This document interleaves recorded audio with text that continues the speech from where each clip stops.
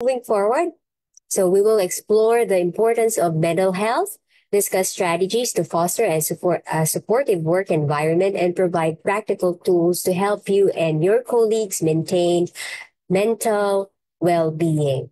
Okay, so let's see if we can relate to our short-term reflection to today's topic. And with that, let me introduce to you our resource person.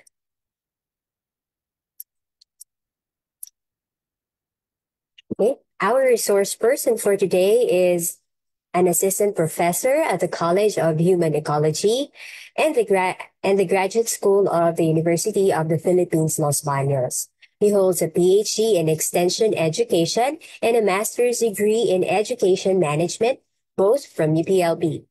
Currently, he serves as the college secretary of the Human Ecology and teaches courses in ecology and value systems, as well as principles of human development. His expertise in extension education and education management is complemented by his extensive experience as a research consultant for various organizations, including the Department of Education, the Department of Social Welfare and Development, and De La Salle University. He has made significant contributions to academic community, including authoring a course module on child development and publishing numerous articles in both local and international scientific journals. He has also served 2 terms as chair of the Department of Human and Family Development Studies. Beyond his academic work, he is a dedicated mental health advocate and has chaired the Committee on Social Sciences and Humanities at the UPLB Graduate School. Let us all welcome Assistant Professor Rufo Gil Z. Albor. Good morning, sir. Good morning, everyone. Magandang umaga po sa ating lahat. I am pleased to be with you today to share with you some insights and lessons about mental health and how to implement a good mental health program maybe for an organization. So allow me to share my slide with you.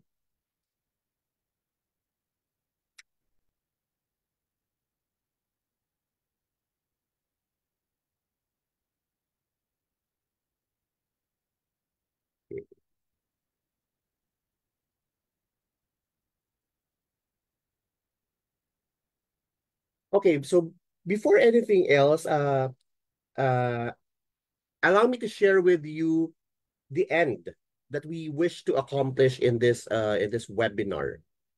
So first and foremost, at the end of this webinar, we will try to demonstrate an understanding of the human ecological model of mental health by explaining its key components and principles. So malalaman natin dito, ano ba ito yung human ecological perspective pagdating sa mental health and well-being. Secondly, we will try to identify warning signs of mental health problems. Third, we will try to identify organizational risk factors that may trigger mental health concerns. This is primarily important because this webinar is actually organized by HRDO, and we will try to look into the dynamics in an organization that actually promote and actually challenge or hinder mental health. Number 4, we will try to apply effective coping strategies for mental health, for managing stress by identifying and implementing appropriate techniques.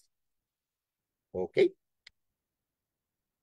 So, as I've mentioned, we will try to look into mental health in the perspective of human ecology.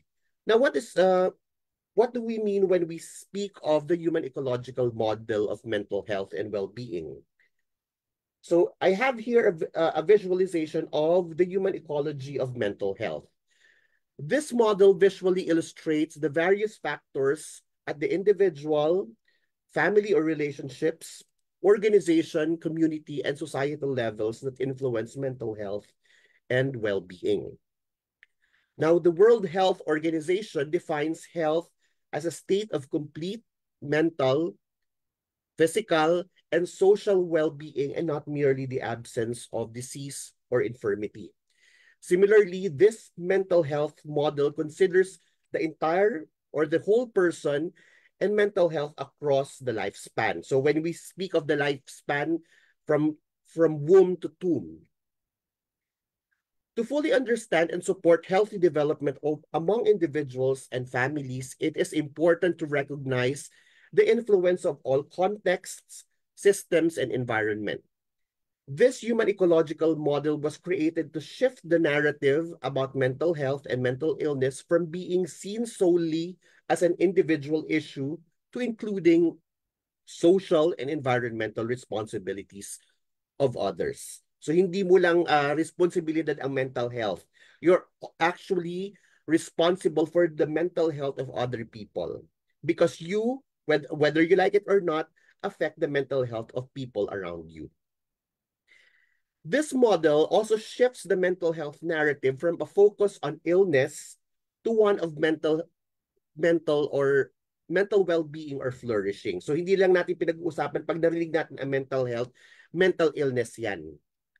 Because when we speak of mental health, we are also talking about mental health awareness, mental health promotion, and flourishing. The human ecological model provides a context that helps us consider a range of strategies available to promote healthy development and mental well-being. By focusing on mental health promotion, we acknowledge the presence of disorders but also recognize the importance of supporting healthy mental functioning for everyone. Now, there are 6 levels of influence in the human ecological model.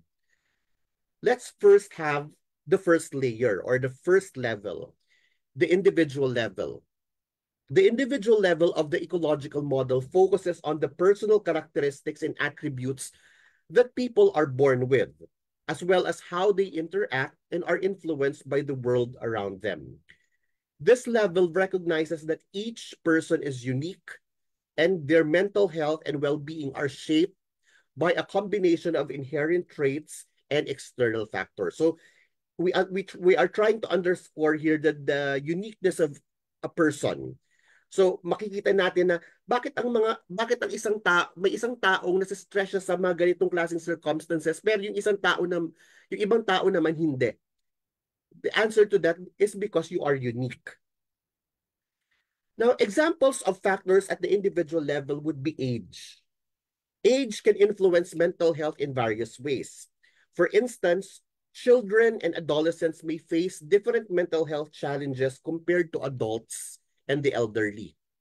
Understanding age-specific mental health needs is crucial for providing appropriate support. So, kaya makikita natin, bakit yung mga adolescents, parang feeling natin mas fragile yung mental health nila because of the raging hormones. So makikita natin magkakaiba talaga tayo at bawat age group magkakaiba ng mental health needs. Personality. An individual's personality traits such as resilience, optimism, introversion, or extroversion can impact their mental health. For instance, people with resilient personalities may cope better with stress, while those who are more introverted may experience social anxiety more intensely. For example, lagi natin sinasabi natin lagi, pag may mental health program tayo or may wellness program sa isang organization, sasabihin natin, sige, mag-Zumba tayo to the extent that we try to universalize doing Zumba. Pero, again, magkakaiba tayo ng personality. May mga taong extroverted na gustong-gusto nila yung activity yun, pero for introverted people, possible na cause of stress pala yun sa kanila. So we have to try to look into the uniqueness of the person and his personality. Next would be skills. Skills such as emotional regulation, problem solving, and social skills play a significant role in mental health. Individuals with strong coping skills are often better equipped to handle stress and adversity. Ang race at ethnicity, meron din siyang effect sa paraan ng pag-cope ng isang individual. Cultural background and experiences related to race and ethnicity can affect mental health. For instance, experiences of discrimination or cultural stigma around mental health can impact an individual's willingness to seek help. Seek help. So, for instance, there are countries that are that do not consider mental health as something that actually exists. Feeling nila ang importante lang talaga ay physical health. So if you're living in that particular country or in that particular setting, makikita mo kung gaano katindi ang dalahin mong bagahe sa mental health mo because first and foremost, it's something that you feel but the society feels that it does not exist. Another thing would be sexual orientation. Sexual orientation can influence mental health, particularly for individuals who face discrimination, stigma, or lack of support due to their orientation. Supportive environments are essential, particularly for the well-being of these people, particularly of individuals from the LGBTQIA communities. Even your education or knowledge has an influence on your mental health. Higher levels of education and knowledge about mental health can lead to better understanding and management of mental health issues. Educated individuals are more likely to seek help and use effective coping strategies. Another under individual level is your economic status. Economic stability provides access to resources such as healthcare, nutritious food, and safe housing, which are vital for maintaining good mental health. Financial stress, on the other hand, can lead to anxiety and depression. So, makikita natin, kung mas mahirap ka, mas at risk din yung mental health mo because at risk din yung pag-avail mo sa resources na maaari makatulong sa mental health or sa flourishing ng well-being mo. And even your geographic location. Where an individual lives can actually significantly impact their mental health. Urban areas may offer more mental health resources but also come with higher stress levels due to the noise and crowding. Rural areas, on the other hand, may have fewer resources but offer a quieter, less stressful environment. Now, we have dealt with the individual level. Let's now move on to the relationships level. The relationships level of the ecological model focuses on the formal and informal social supports that influence an individual's mental health and well-being. These relationships encompass the immediate and extended social circles, including family, friends, neighborhoods, teacher and co-workers, and service providers. Healthy and supportive relationships can significantly enhance mental health, while strained or dysfunctional relationships can contribute to mental health problems. Third, we have the organization's level. The organization's level of the ecological model examines the relationship and the interactions between public, private, and nonprofit organizations such as schools, workplaces, agencies, businesses, healthcare providers, childcare centers, and faith groups. These organizations play a crucial role in shaping the environments where individuals spend significant amounts of time and can greatly influence mental health and well-being. Here are examples of factors at the organizational levels. First, schools. Schools provide education and socialization for children and adolescents. The school environment, including teacher-student relationships, peer interactions, and school policies can impact students' mental health. Schools can also offer support services such as counseling and mental health education to promote well-being.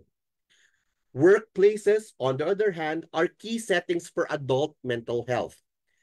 The work environment, job demands, support from colleagues and supervisors, and organizational culture can affect an employee's mental health. Workplaces can implement wellness programs, provide access to mental health resources, and create policies that promote work-life balance or work-life harmony. Now, we also have public and private agencies. such as social services and community organizations, which provide support and resources to individuals in need.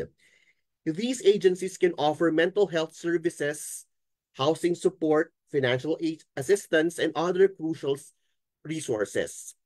Effective coordination and collaboration among agencies can enhance service delivery and support for individuals.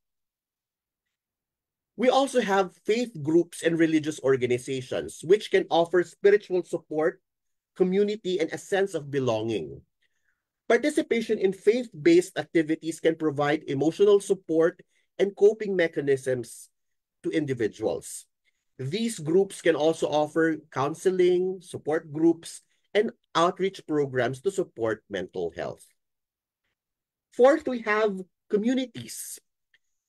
This level encompasses the broad social settings where relationship occurs, such as neighborhoods and cultural groups. We also have the policy level. The policy level of the ecological model involves laws and policies that regulate and support mental health behaviors at various levels, including the workplace, local, provincial, national, and international levels.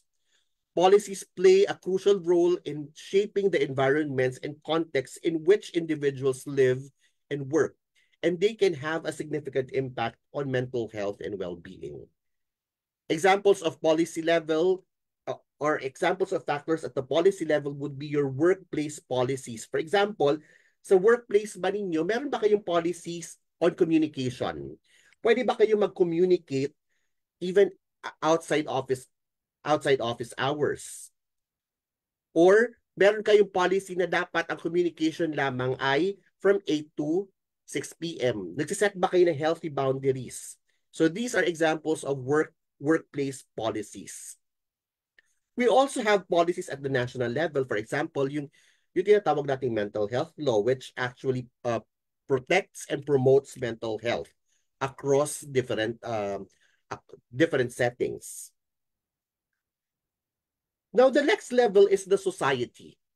The society level of the ecological model considers broad societal factors such as culture, beliefs, values, norms, and customs.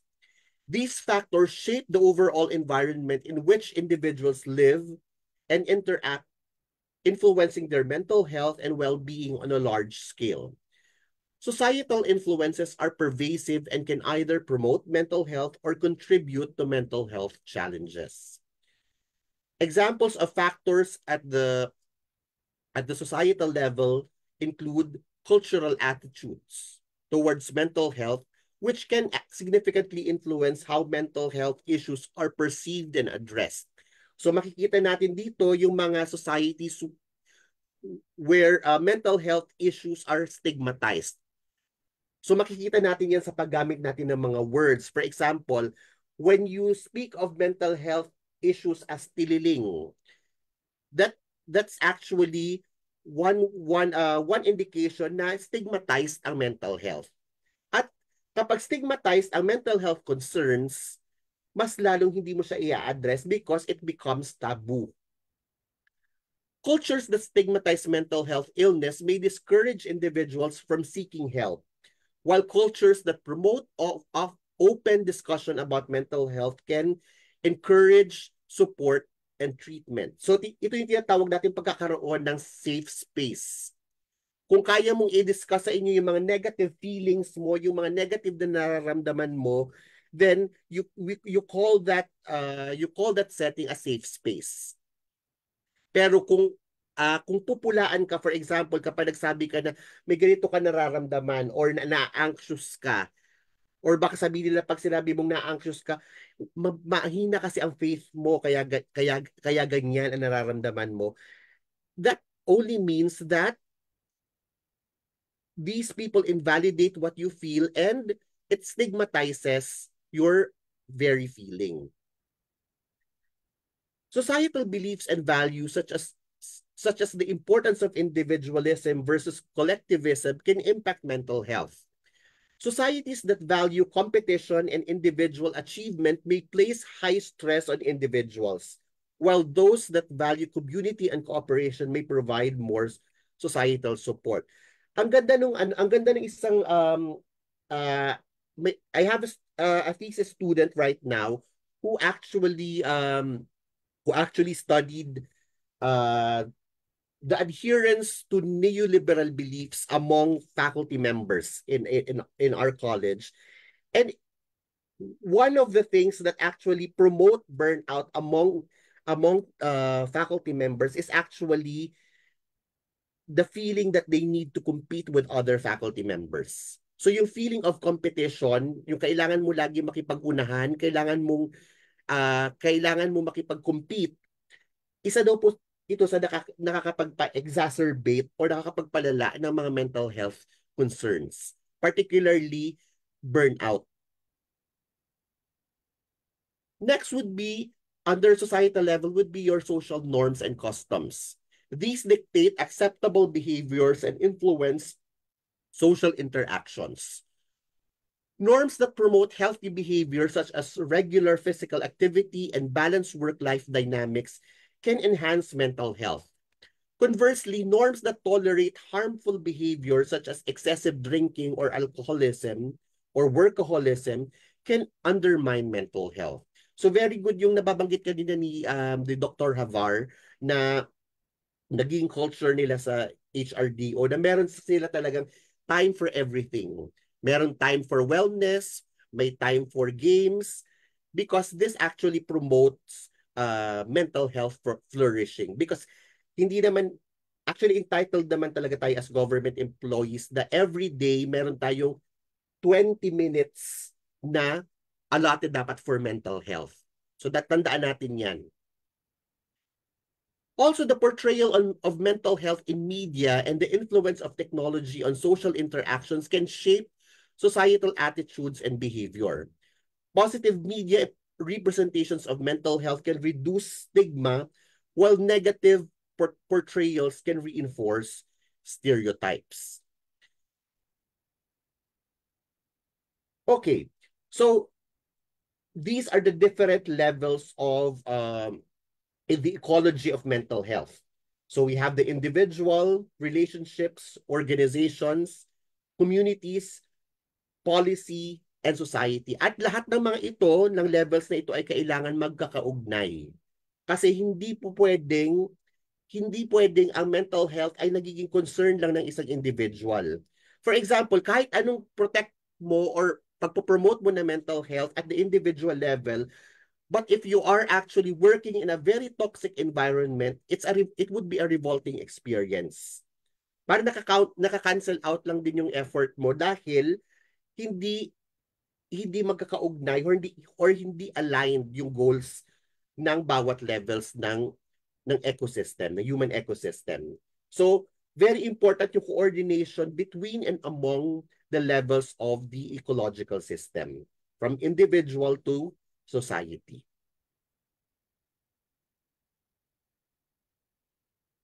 Now, the current model, the current human ecological model illustrates the various factors that influence mental health and well-being.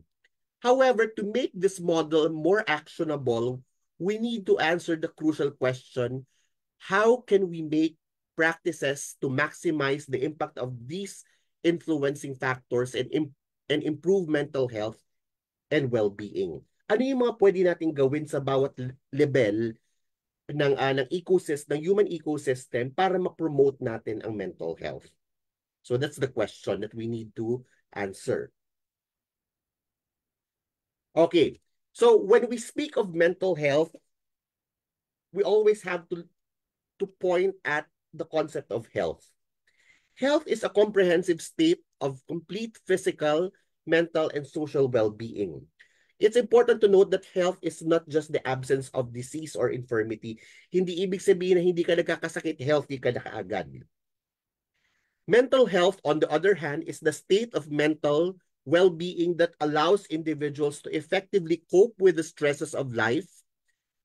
It also helps them realize their abilities, learn well, and work well. Additionally, Good mental health enables individuals to make meaningful contributions to their community. Mental health and health are deeply interconnected. There is no health without mental health. They significantly influence each other, creating a symbiotic relationship. Good physical health often contributes to good mental health. For instance, regular physical activity can reduce symptoms of depression and anxiety. Conversely, good mental health supports overall physical health and well-being. For instance, positive mental health can lead to healthier lifestyle choices and better management of chronic diseases. Holistic well-being requires addressing both physical and mental health needs. True health involves a balance of both aspects. Chronic stress and poor mental health can lead to physical health problems. Stress-related conditions such as high blood pressure, heart disease, and a weakening immune system illustrate this connection.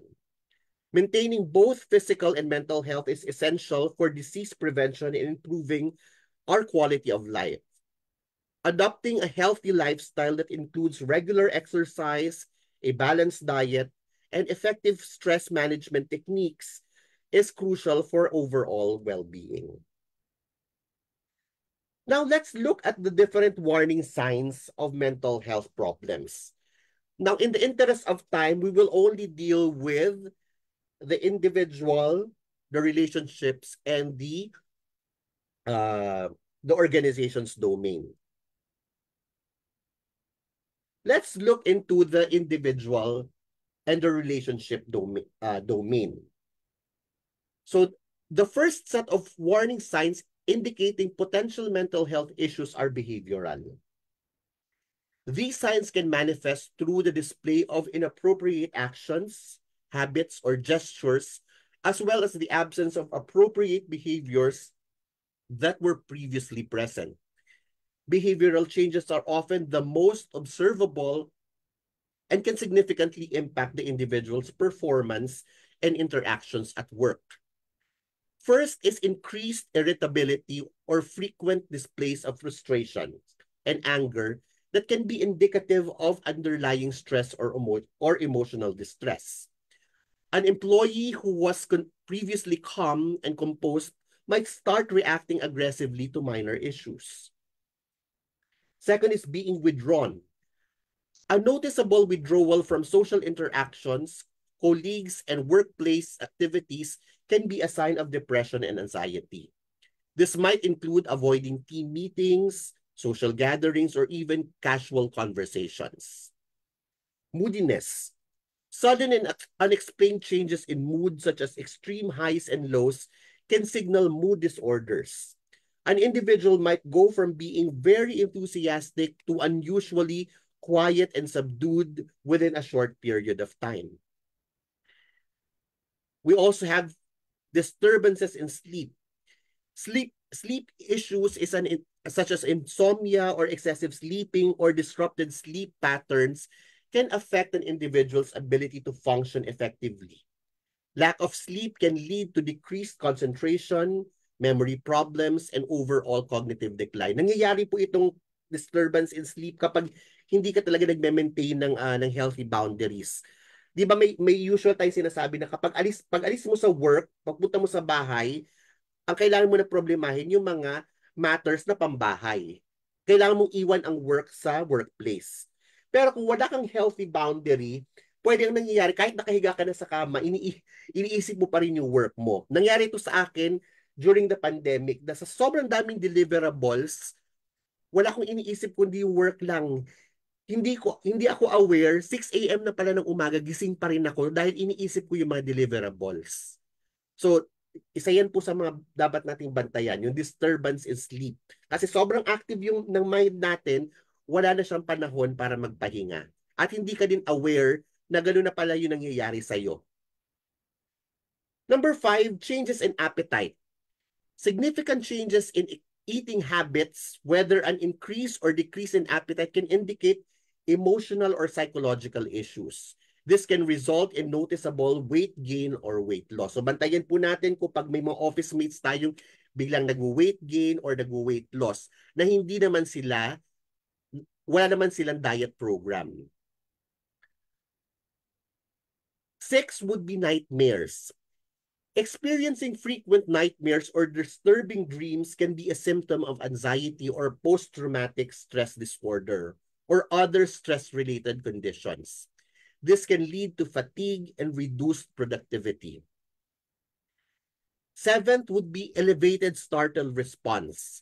An increased startle response where an individual is easily startled or by sudden noises or movement can be a sign of heightened anxiety or PTSD. Yung masyado ka magugulatin. 8 would be the use of negative coping mechanisms. So lahat po tayo may kanya-kanya tayong pang-cope kapag nasa-stress tayo. Pero hindi po lahat ng coping strategies or coping mechanisms na ini-employ natin ay healthy. May mga negative coping mechanisms. For instance, engaging in substance abuse, overeating, smoking, or other harmful activities can be a way to manage stress or emotional pain, but they ultimately worsen the individual's mental health. Akala natin nakakatulong sila pero actually mas pinalalala niya yung kondisyon natin. Okay, bakit? For example, nag-overeat ka, nagsi-stress eating ka. Sa umpisa, feeling mo relief siya sa na-experience mo stress. Pero pag nagkaroon ka ng weight gain at nagkaroon ka ng other health issues, mas titindi o dadami ang isipin mo. So, in a way, hindi din siya nakatulong sa mental health mo. Number 9 would be proneness to accidents or clumsiness. Increased clumsiness or higher incidence of accidents can result from impaired concentration or coordination, often associated with stress, fatigue, and mental health issues. And losing things. Frequently misplacing or losing items can be a sign of cognitive overload or distraction due to underlying psychological distress. This might include losing important documents, personal belongings, or work-related materials. So bantayan po natin yan kung lagi tayo nakakawala ng mga bagay-bagay. Unless meron po talaga kayong mental health condition like I for one ano po ako ADHD. So madali po talaga ako makawala ng mga bagay-bagay.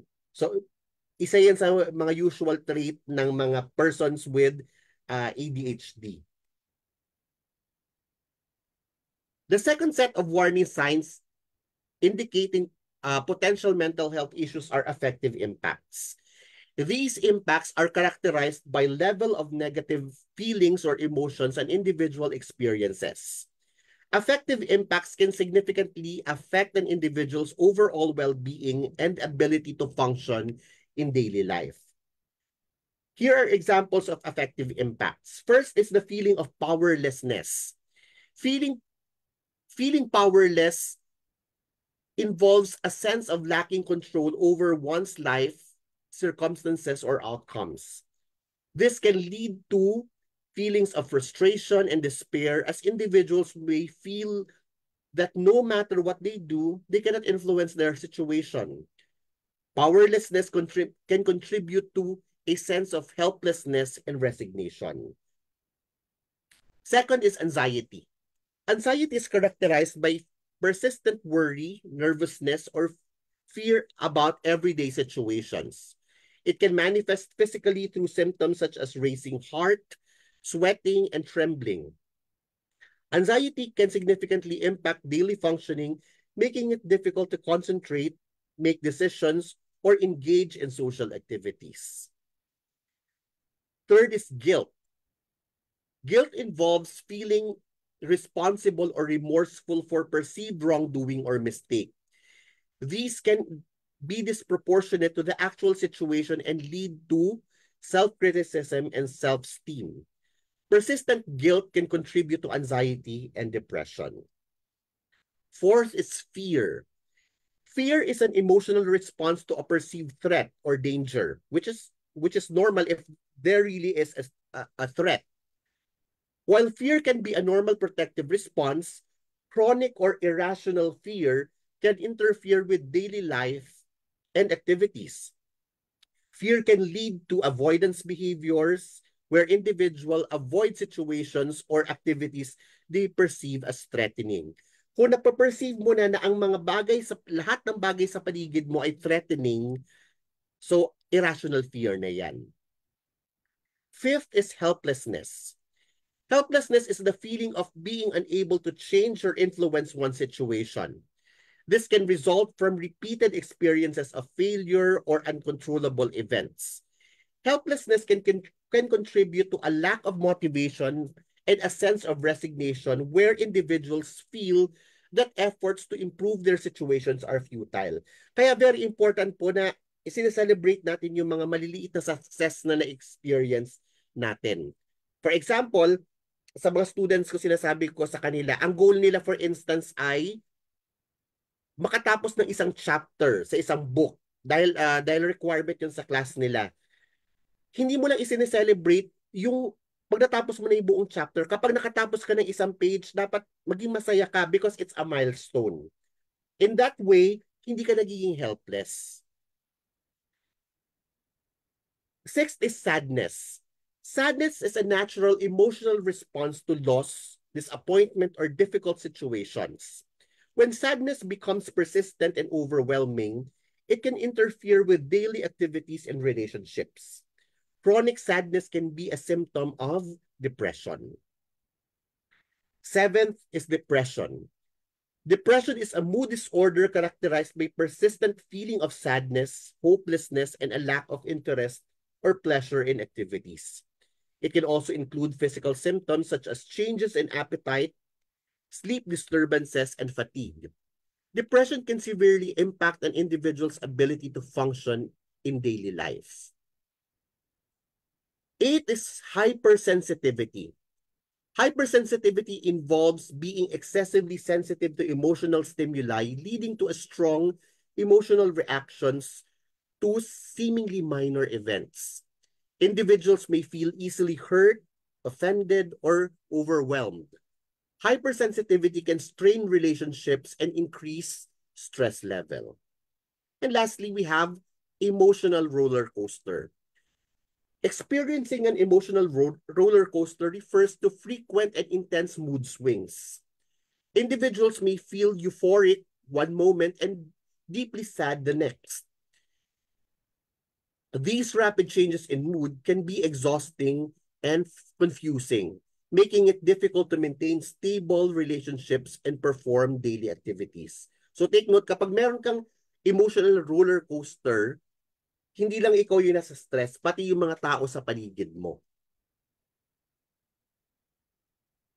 Okay, so now we will deal with somatic impacts or bodily impacts. Yun na yung mga symptoms na na-experience natin physically. Examples of somatic impacts are sweating. Excessive sweating, particularly in the absence of physical exertion or heat, can be a sign of anxiety or panic disorders. This can occur in situations of heightened stress or anxiety, such as during social interactions or presentations. Sweating may also be accompanied by other physical symptoms like trembling or shaking, further indicating anxiety. Second would be rapid heartbeat. A rapid or irregular heartbeat, also known as palpitations, can be a symptom of anxiety or panic attacks. This can create a sensation of heart pounding or racing, which can be distressing for the individual. Persistent rapid heartbeat can lead to chronic stress, which impacts overall cardiovascular health. Third is breathing difficulties. Shortness of breath, hyperventilation, or the feeling of suffocation can occur during episodes of anxiety or panic attacks. These breathing difficulties can make the individual feel as though they cannot get enough air, leading to further panic. This symptom can also exacerbate feelings of anxiety and create a vicious cycle of panic and breathlessness. Fourth, aches and pains. Unexplained aches and pains such as headaches, muscle tension, and joint pain can be physical manifestations of stress, anxiety, or depression. These pains can occur without any physical cause or injury. Chronic pain can affect an individual's ability to perform daily tasks and contribute to emotional distress. Fifth is dizziness. Feelings of dizziness or lightheadedness can be associated with anxiety and stress. This can occur suddenly and may be accompanied by nausea or pagkahilo or a feeling of instability. Dizziness can interfere with an individual's ability to concentrate and perform tasks, increasing the risk of accidents. And lastly, we have impaired immune system. Chronic stress and anxiety can weaken the immune system, making individuals more susceptible to infections and diseases. This is very prevalent during our experience of the pandemic. Lagi sinasabi ng mga doktor, the more na mag-worry ka, the more na mag-aalala ka, the more na magiging anxious ka, mas bababa ang immune system mo. Hence, mas magiging susceptible ka sa infection. This can result in frequent colds, flu, and other infections. An impaired immune system can lead to prolonged recovery period and reduced overall health. So ito yung mga bodily impacts or somatic impacts. Now we go to interpersonal impacts. This fourth set of warning signs indicating potential mental health issues are interpersonal impacts. These impacts can affect an individual's relationship with family, friends, colleagues, and others in their social network. Interpersonal impacts can significantly influence over well-being and quality of life. The first example is being withdrawn. Individuals may become socially withdrawn, avoiding interactions with others. This can manifest as missing social events, not engaging in conversations, and preferring to be alone.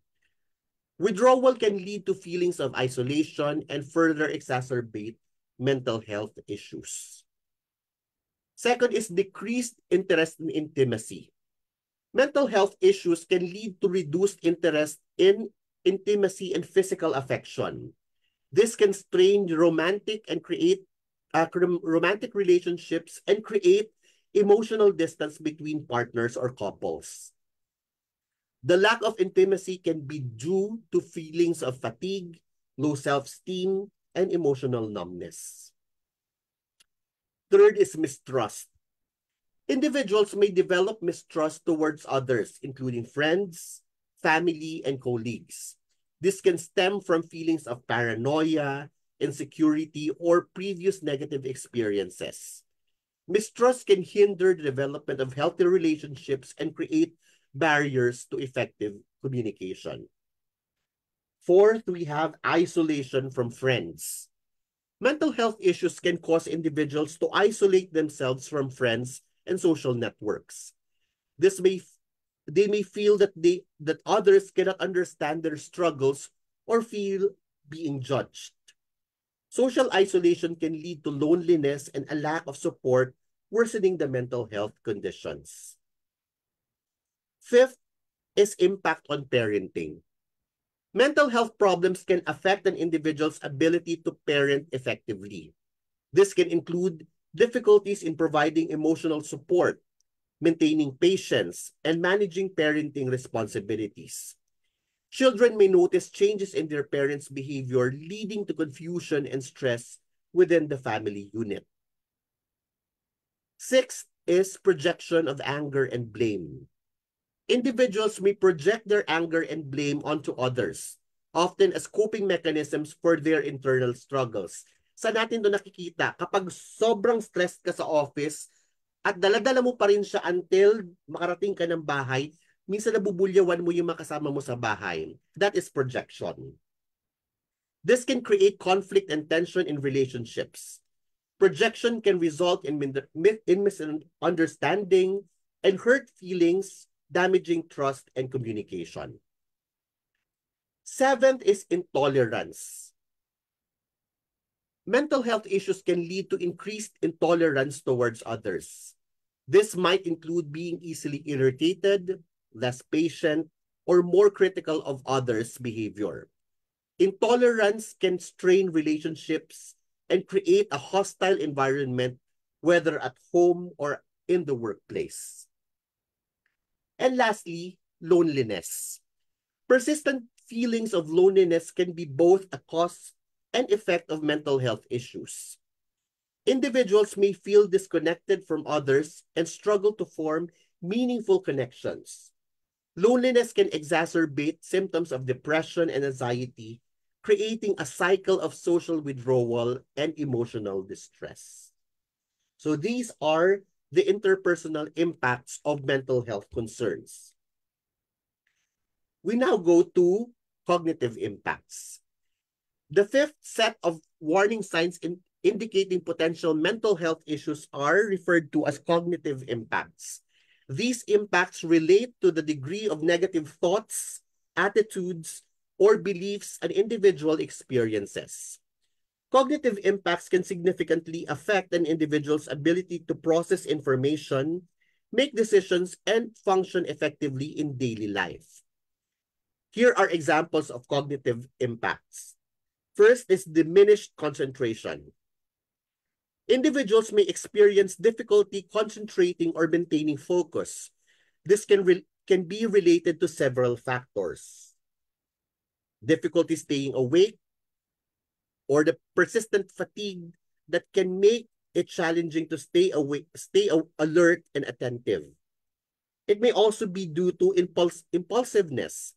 Acting on urges without thinking can disrupt concentration and lead to mistakes.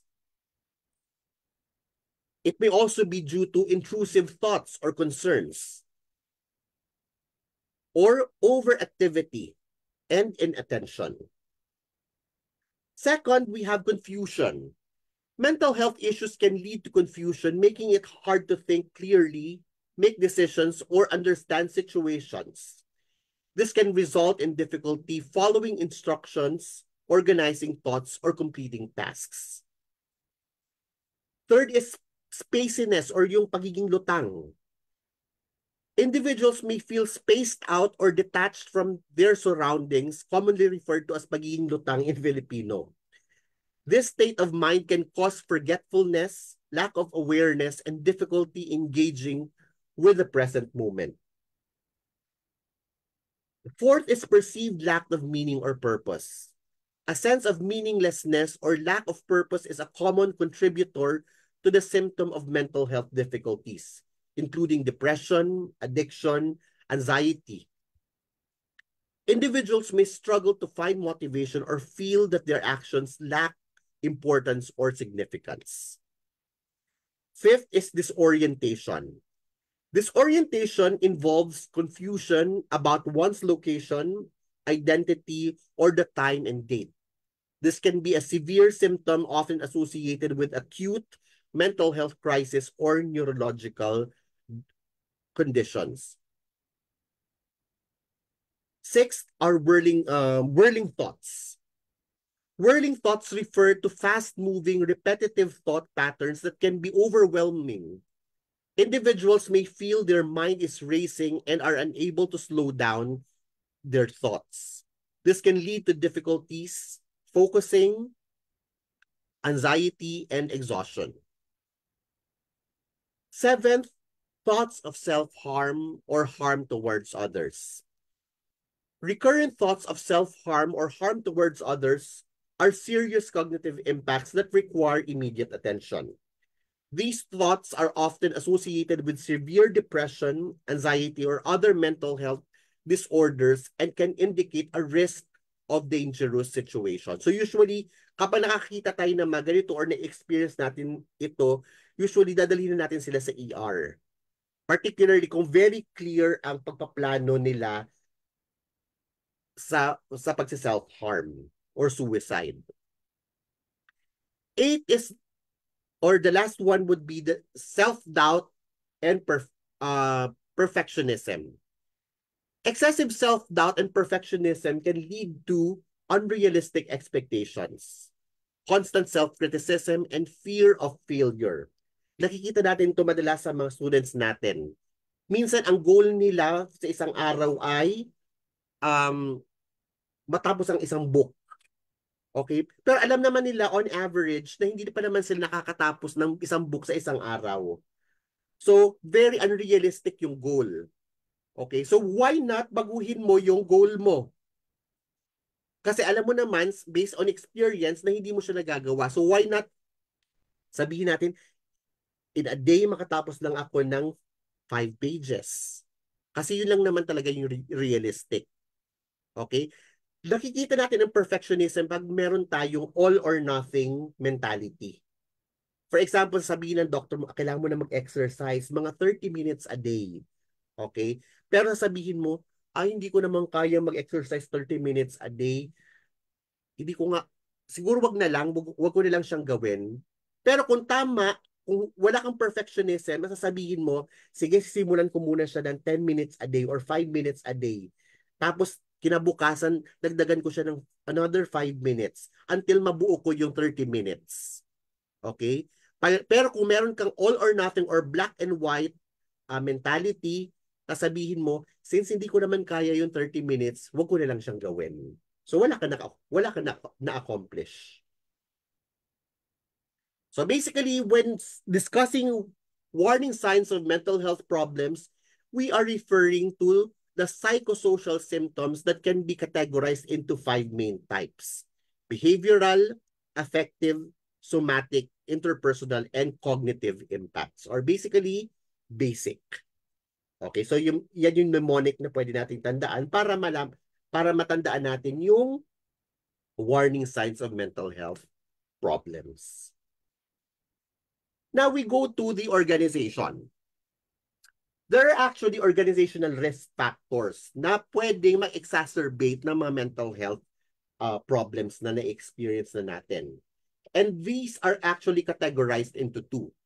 Cognitive, content of work and context of work. So tingnan natin sila isa-isa. First, we have content of work. Understanding the content of work is crucial for identifying and addressing factors that negatively impact employee mental health. Now, we will try to break down several key aspects that influence how work is experienced by employees. So, under content of work, we have workload. So, ano ba yung mga issues natin when it comes to workload? First would be excessive workload. When employees have too much work to handle, it can lead to stress, burnout, and a decrease in productivity. Excessive workload can also result in long working hours, leaving little time for rest and personal activities, which generally affects overall well-being. Another thing would be insufficient work. On the other hand, having too little work can also be problematic. Insufficient work can lead to boredom, feelings of unimportance, and anxiety about job security. Employees may feel underutilized and question their value to the organization.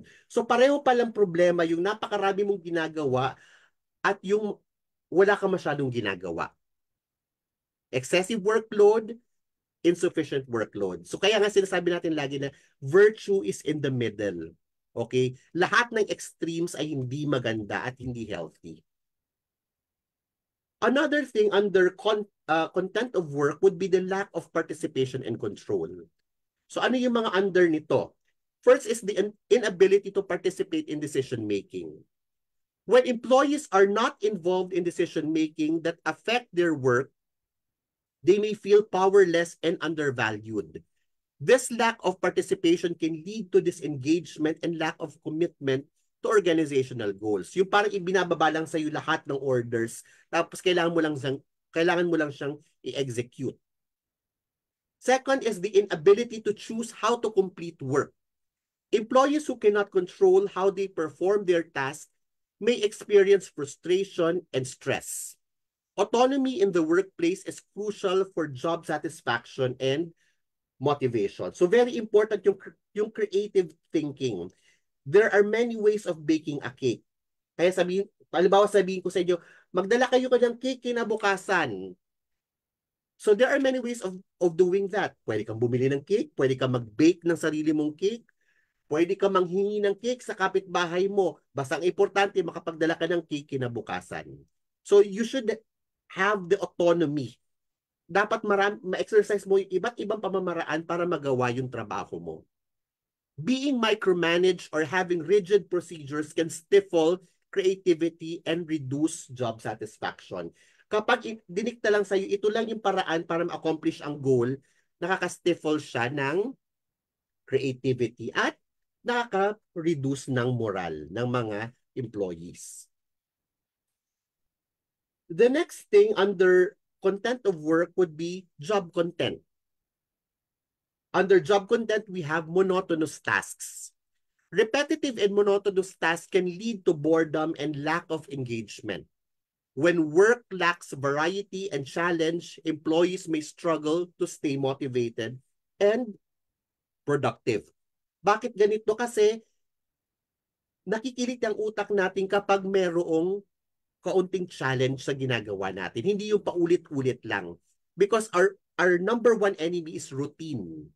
So mas maganda na may konting challenge tayo na experience daily. Hindi yung paulit-ulit lang yung mga tasks. Second would be unpleasant tasks.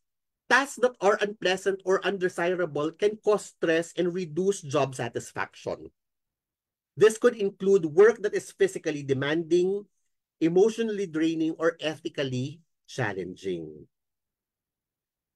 We also have aversive tasks. Tasks that employees find highly disagreeable or distressing can significantly impact mental health. This might include dealing with difficult customers, handling hazardous materials, or performing tasks that go against personal values. Kapag, for example, revolting yung experience mo kasi alam mong against siya sa mga pininiwalaan mo, pero and yet, pinagagawa siya sa'yo ng boss mo. And ito yung killer combination. High demand with low control. This combination is particularly harmful to mental health. High job demands coupled with low control over the work is done, over how the work is done, create high stress environment.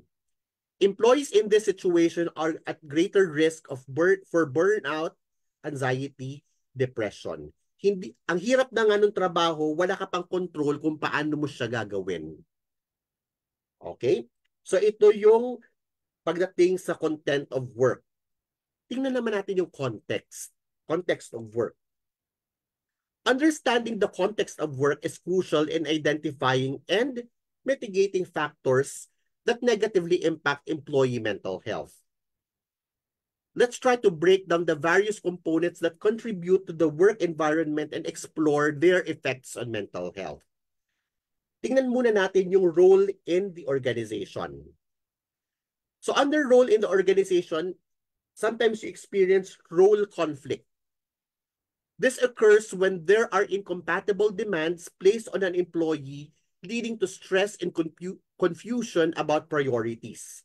This can arise from having multiple supervisors with differing expectations or from conflicting responsibilities. Kapag hindi sa'yo clear yung terms of reference mo at minsan magkakasalungat na yung mga pinagagawa sa'yo. And then yung role ambiguity.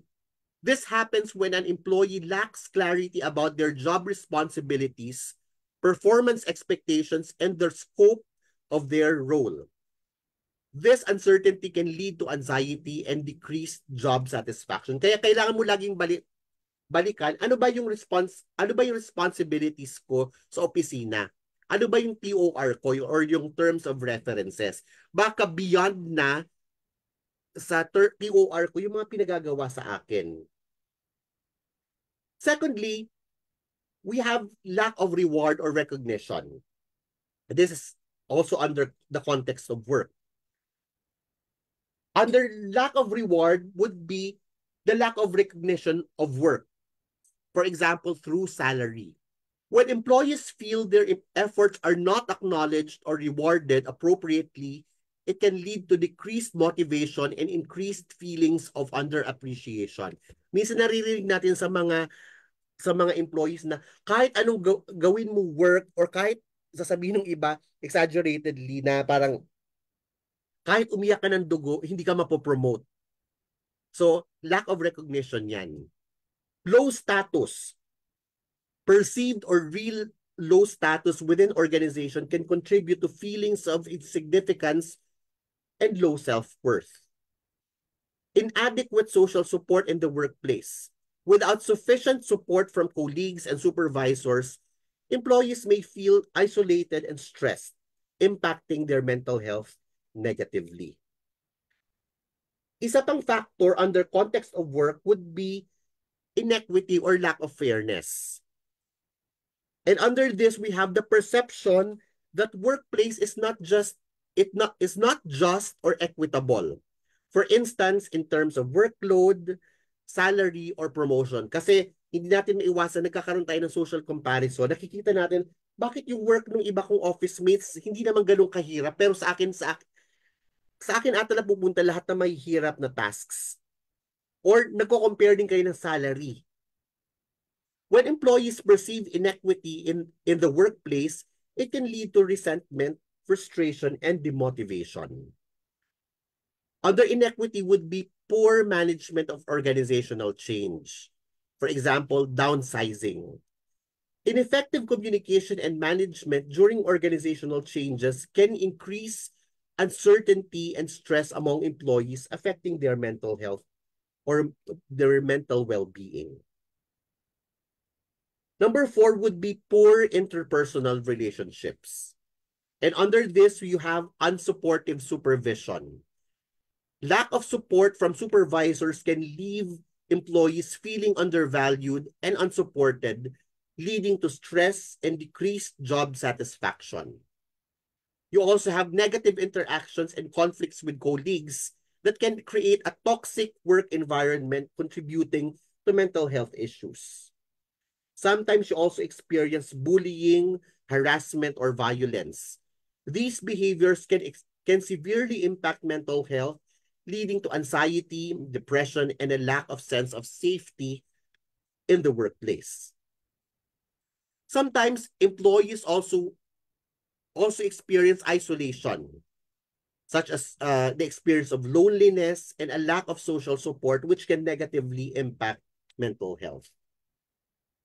Fifth, under context of work would be the working environment and conditions.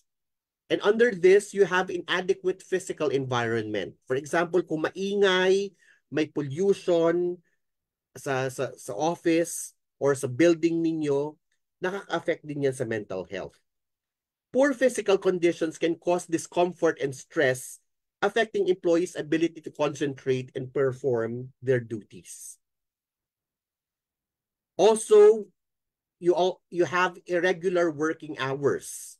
For example, shift work or excessive working hours.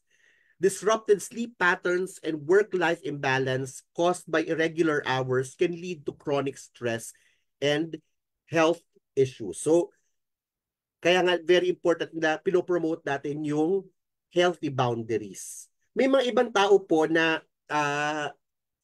for them, nakaka-alleviate ng stress sa kanila kapag work sila ng work.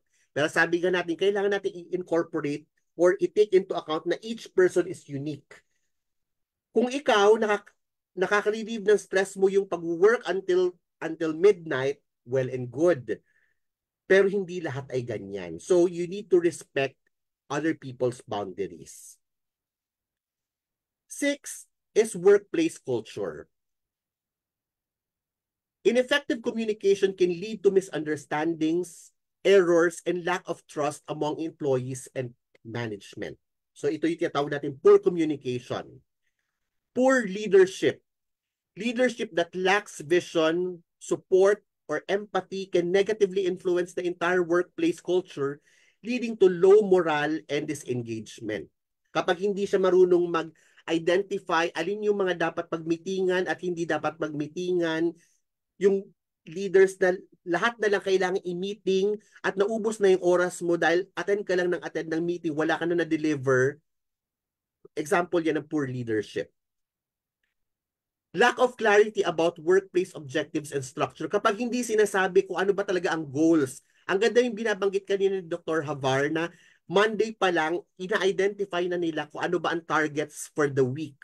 This is very important kasi kung hindi mo alam, you will be working on autopilot. Bahala na lang kayo kung saan na lang kayo mapadpad.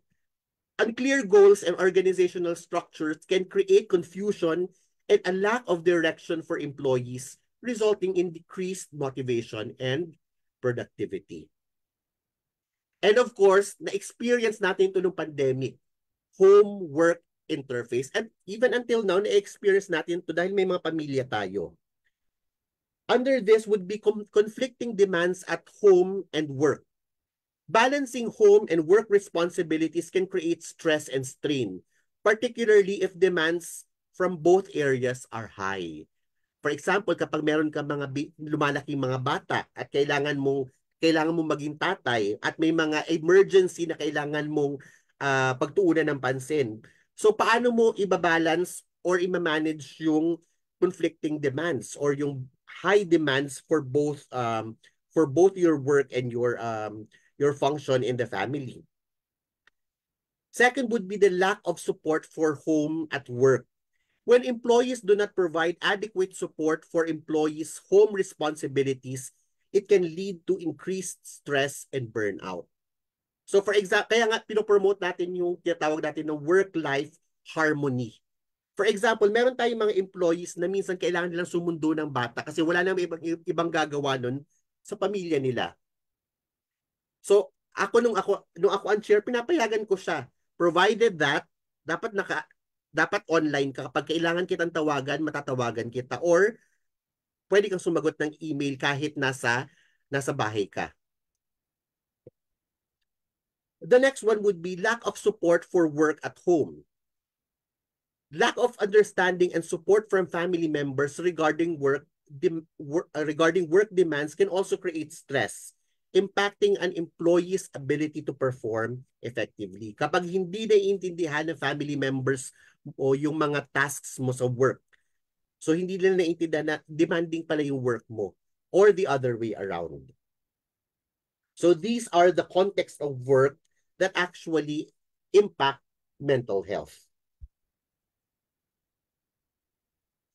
And of course, when we speak of mental health, we have to speak of stress. Okay? Understanding stress and its impact on mental health is very, very important. In our daily lives, we often experience a range of emotions and mental states that indicate we are under significant pressure. We might say we feel burnt out, stressed out, overwhelmed, angry, irritable, depressed, anxious, and on the verge of losing it. These expressions are common indicators of high stress levels and potential mental health concerns. But what is stress? Stress can be defined as our mental, physical, emotional, and behavioral reactions to any perceived demands or threats. This broad definition encompasses the various ways stress can manifest and affect our overall well-being. In the days of the caveman, the fight or flight response was key to their survival. When faced with a threatening tiger, for instance, a caveman had two main choices. He could fight the tiger or he could run away. Either way, his body had to prepare quickly to respond. Their caveman's heart began to race. His breathing rate increased. His pupils dilated. His muscles became tense and his mind processed information rapidly. This natural response to danger helped the caveman to protect himself and to survive. Situations that have strong demands, for example, exams or a project or a work project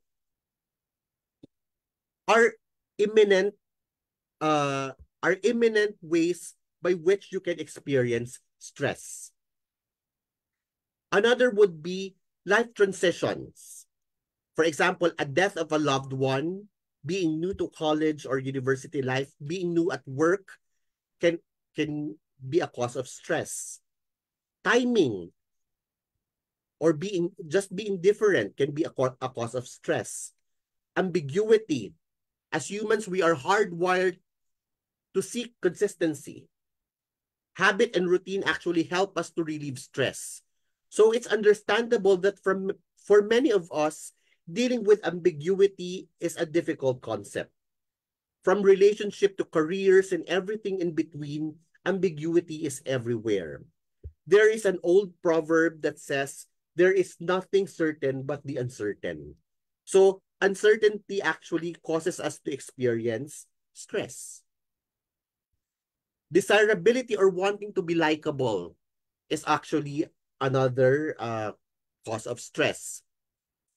Hence, you are not able to say no. Controllability, which is actually one's ability to manage situation or life occurrence. The more you have control over things in your life, the less stress you become. Gusto natin may control tayo sa mga bagay-bagay.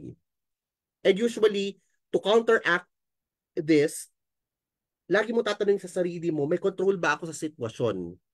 Kung wala akong control sa sitwasyon, bakit ko isi-stress yung sarili ko? Beyond my control pala ang sitwasyon. The more na ini-stress ko yung sarili ko, the more na hindi ko masosolve yung sitwasyon. But anyway, nasanay tayo na kapag sinabi nating pag sinabi nating stress, akala nating masama siya or it's something that is to be avoided. But there are actually two types of stress. You have distress and eustress. Distress is a continuous experience of feeling overwhelmed, oppressed, and behind in our responsibilities. It is the all-encompassing sense of being imposed upon by difficulties with no light at the end of the tunnel. For example, the experience natin to kapag meron tayong mga financial difficulties, conflicts in relationship, excessive obligations, and this is actually the negative stress that we wish to avoid. However, there is this positive stress that is very important in the way we perform things, and we call it eustress. Eustress is the other form of stress that is positive and beneficial. We may experience challenge, but the sources of stress are opportunities that are meaningful to us.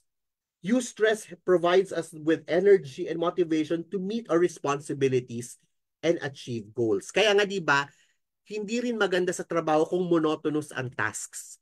Kasi kapag monotonous ang task, wala ka na na-experience na eustress. Wala ka na na-experience na challenge para mag-create at mag-recreate.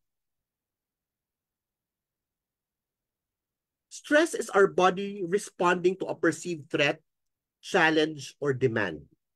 It is highly personal, and what is a trigger of stress for you might be different for me, as will be both the severity and duration of that response. In the right circumstances, stress is helpful. That adrenaline rush ahead of you is your body sharpening the senses, focusing the brain, diverting energy to just what's needed for the situation so that we can perform at our best. It is designed to do just that and then to return to normal. Kaya nga very important kapag meron kang isang performance on stage, kapag kailangan mo mag-deliver ng isang speech, very important na may konting tension kang na-experience because that will give your performance certain vigor. Otherwise, magiging malamya yung performance mo. Stress becomes problematic when we're constantly exposed to it.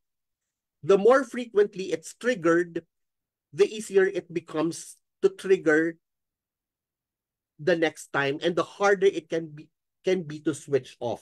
Kasi ang stress, kailangan siya. Kailangan na, minsan naka-turn on siya, but sometimes naka-switch off. Pero kung lagi siya naka-turn on, pwede maging chronic stress na siya at yun ang ayaw natin. The effect of constant exposure to stress can be devastating in physical and mental terms with implications for almost every system in our bodies. Now, why do we stress out? Bakit ba tayo nasistress? First and foremost, it's because of our perceptions. How we how we feel or we perceive the things around us. We often identify specific events, people, or situations that seem to make us feel stressed. It's as if these things automatically cause us feel stressed out. In reality, it's how we perceive an event, the meaning we give to it that leads us to feel stressed or stressed about it. The interesting thing about stress is that it begins with our perceptions of things. Have you ever noticed that some people can feel quite stressed out about a particular event while others don't seem to be bothered by it at all? For instance, if three of your friends all get a poor grade on a test, you might notice some different reactions. One friend may seem mildly annoyed for an hour or so. Another friend doesn't seem to be bothered at all. And the third friend, however, might become quite alarmed by this poor grade. He doesn't get it off her mind. He vows to study 3 times as hard next time. He can't concentrate on her other work, and he might even find it difficult to fall asleep that evening. He might become increasingly concerned about all the grades he will make this semester and wonder whether his GWA will suffer. In a case as such, a poor grade on a test means something different for each of your friends. The same situation has happened to all three, but each person feels more or less stressed about or less stressed about it because of what it means to him or her. Depende yan sa pagpapahalaga natin sa isang bagay. Okay, so before we deal with the strategies on how to maintain positive mental health, maybe we should have a quick break, a quick health break. Thank you so much, Sir RG.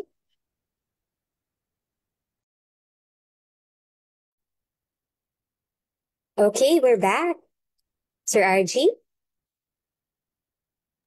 Yes. Okay, go ahead. Ayan po. So, kanina po na pag-usapan natin yung mga challenges, mental health challenges, mga symptoms. So medyo depressing siya, no? Pero ang good thing about mental health is that anything na na-experience natin about mental health ay may mga solusyon. Okay? May mga pwede tayong gawin at the individual level, at the workplace level, para ma-address itong mga mental health concerns. So, yung mga i-discuss natin ngayon primarily on the individual level. So, allow me to share my screen once again.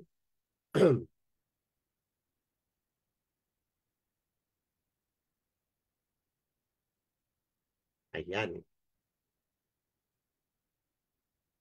Okay, so let's talk about how we can maintain positive mental health.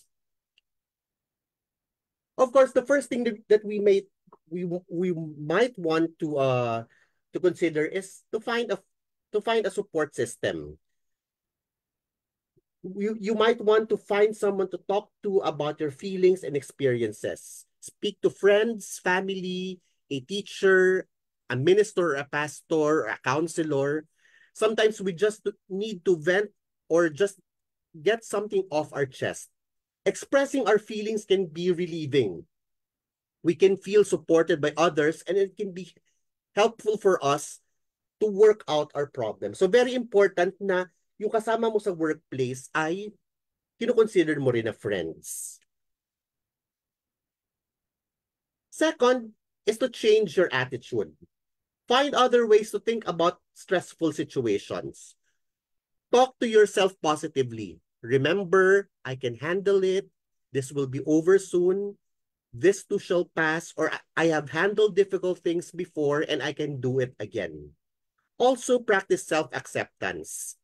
We need to learn to accept things we cannot change without trying to exert more effort or more control over them. And third, be realistic. Setting our expectations or goals high may seem like a useful way to push ourselves and get things done. But we may also set ourselves up for disappointment and continued stress. Find the courage to recognize your limits. Collectively, we need to acknowledge that we are in the midst of difficult situations or extraordinary situations, whether you're in your family or at work. And sometimes things are not business as usual. Things are different, and that's okay. We can't expect to be as productive and excellent or on top of everything every day or every week. There is no possible way that you can be all things to all people all of the time.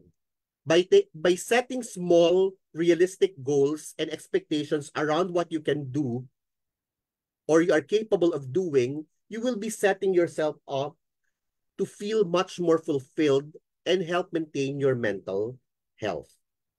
So very important yung realistic expectations. So ang opposite nito ay yung pagiging perfectionist. So akala natin nung bata tayo, very important, very good trait ang pagiging perfectionist, pero hindi siya maganda.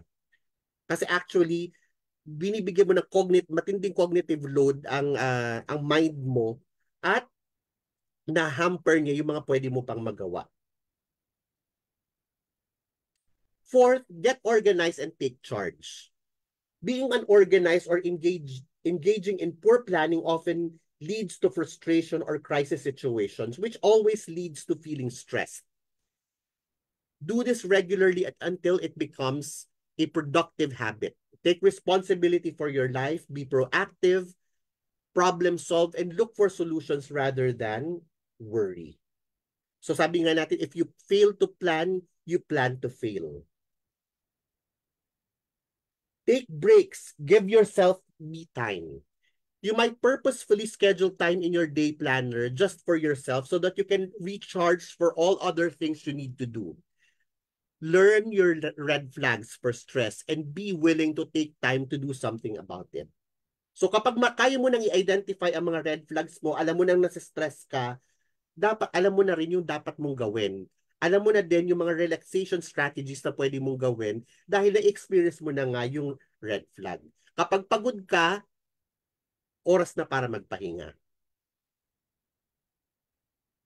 Take good care of yourself.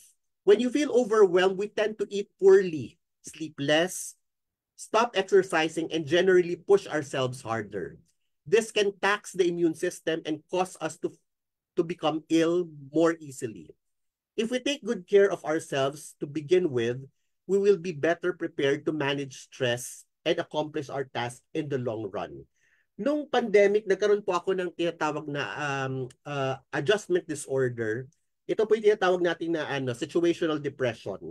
So doon na-diagnose po ako with adjustment disorder. Ang bilin sa akin ng mental health professional ay every time na ma-experience mo na na-anxious ka na o masyado ka na nag-iisip, maglakad ka na maglakad o tumakbo ka.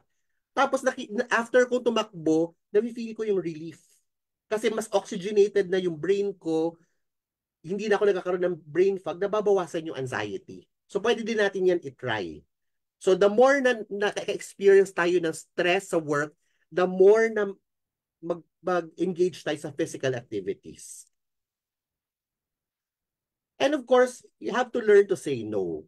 It's okay to decline a request for a favor. Saying no doesn't mean you are bad, self-centered, or uncaring. Learn skills of assertiveness so that you can feel more confident and having effective ways of saying no. So, ang kindness po, hindi ibig sabihin na kind individual ka. Lagi ka nag-yes sa lahat ng invitation. You have to be kind at the same time assertive. Be unapologetic. We live in an I'm sorry culture. And during this time, consider how often you apologize in ways in which you can stop. Be unapologetic about taking time for yourself, setting realistic goals, setting boundaries, and being clear and transparent about what you are capable of and what you need. This is the one of the hardest things to do for many, but so important for maintaining mental health and wellness. Hindi tayo pwedeng parang karinderyang bukas sa lahat ng gustong kumain. So, hindi ka na dapat maging guilty kapag hindi ka sumasagot ng email pag 6 p.m. na. Or hindi ka sumasagot ng email kapag 12 midnight. Unless it's a matter of life and death. Okay? And kagaya na nabanggit ko, get regular exercise. Exercise can build confidence, self-esteem, and self-image.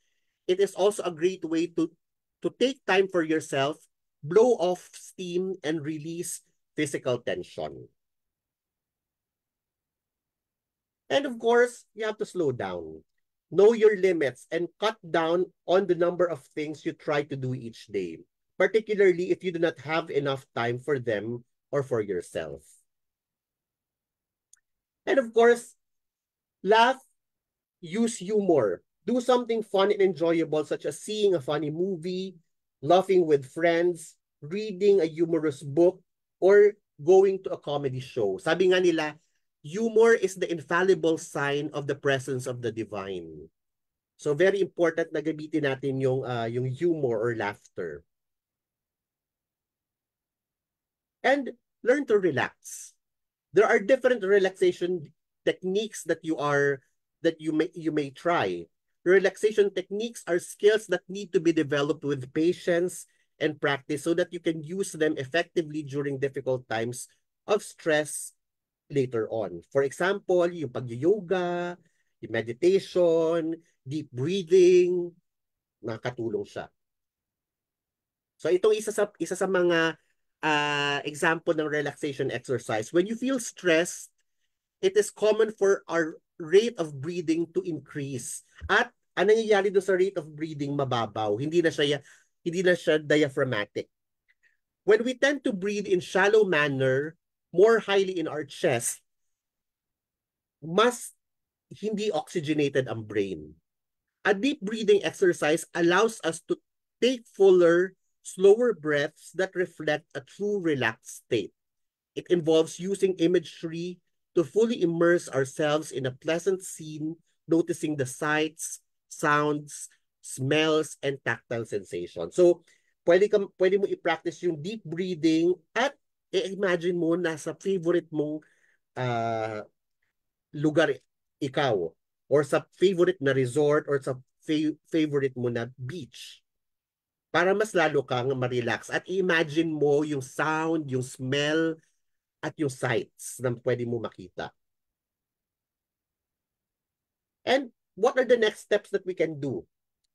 Try to change the way you appraise a situation to make it less stressful. Second, remember that stress is normal but watch out for symptoms of stress. Hindi siya dapat chronic. Dapat nasa-switch off siya. Third, use coping skills. Okay? And we have to make sure that the coping skills that you are trying to use are healthy coping strategies. Fourth, practice relaxation techniques. And lastly, when all these things fail, it's now time for us to contact our primary healthcare provider or any mental health professional. So it's important to always keep in mind that help is available. So kung kailangan natin ng doctors, hindi naman natin kailangan laging dumiretso kagad sa psychiatrist. Pwede yung mga family physicians natin. Kasi yung kapag hindi pa naman ganun ka-severe yung mga na-experience natin, kaya din niya na i-address ng ordinary or ng general physician.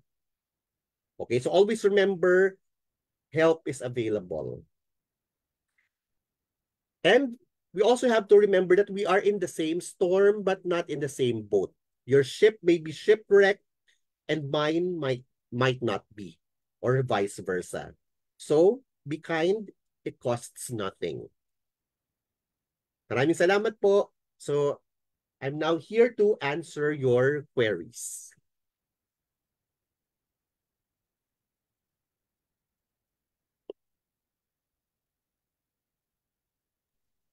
Thank you so much, Dr. Albor, for that very insightful discussion on mental health. So, health is more than merely the absence of disease, and also it compasses a state of physical, mental, and social well-being. So, taking care of our mental health is crucial as it significantly influences various aspects of our lives. Okay.